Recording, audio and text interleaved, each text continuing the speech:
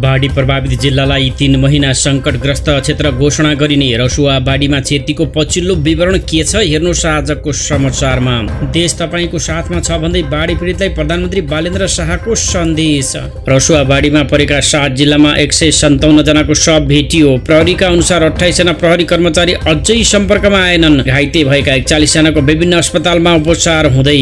रसुवा बाढीमा जलविद्युत आयोजनाहरूका 190 जना सम्पर्कविहीन पर्यटकको संख्या 403 पुग्यो। कुन देशका कति नागरिक छन्, हेर्नुहोस् आजको समाचारमा। हिमाल रोयो, नदी गर्जियो अनि रसुवादेखि चितवनसम्मै बग्यो सपना र आँसुको भेल।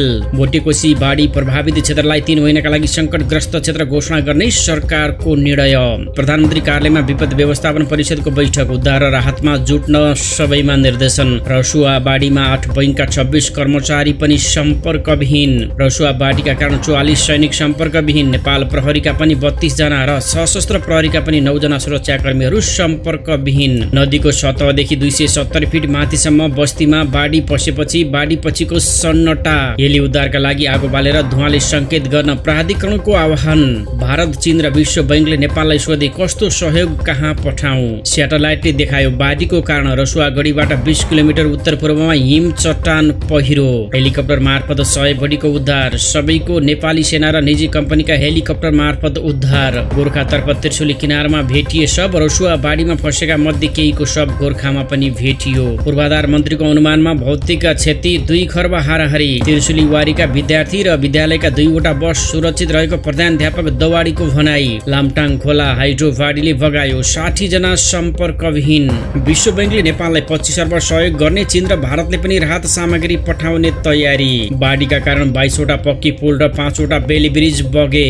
त्रिशुली र ढुङ्गे बजारमा झण्डै 400 घरमा क्षति। अरूमा के भयो, वडा अध्यक्ष लेनिन रञ्जितको भनाई। हेर्नुहोस् आजको समाचारमा। बाढीको वितण्डामा चीनबाट ल्याएका 300 भन्दा बढी इभी बगे। बाढीबाट बचे नुवाकोट केन्द्रीय कारागारका 1000 कैदी बन्दी। 1 मिनेटको सूचनाले जोगाउन सक्छ ज्यान। अन्तर्देशीय पूर्व सूचना प्रणाली स्थापना गर्न माग। संसद बैठक अनिश्चितकालका लागि स्थगित। उद्धार र राहतमा जुट्न राजनैतिक दलहरूको साझा प्रतिबद्धता। विपद प्रतिकारीमा दलीय स्वार्थ भन्दा माथि उठेर जुट्न रासपा सभापति लामिछानेको आह्वान। सरकार आफै प्रभावित क्षेत्रमा पुगोस्। विपदका बेला भिआइपी सुरक्षामा नअल्झिन रासपा सभापति रवि लामिछानेको निर्देशन। उद्धारका लागि रसुवा र नुवाकोटलाई 1-1 करोड र धादिङलाई 50 लाख रुपियाँ तत्काल उपलब्ध गराउने निर्णय। पूर्व सूचना प्रणाली र विपद तयारीका विषयमा गम्भीर छलफल हुनुपर्ने कांग्रेस सभापति गगन कुमार थापाको भनाई। तत्कालै विपद व्यवस्थापनमा जुट्न नेपाली कांग्रेसको आह्वान।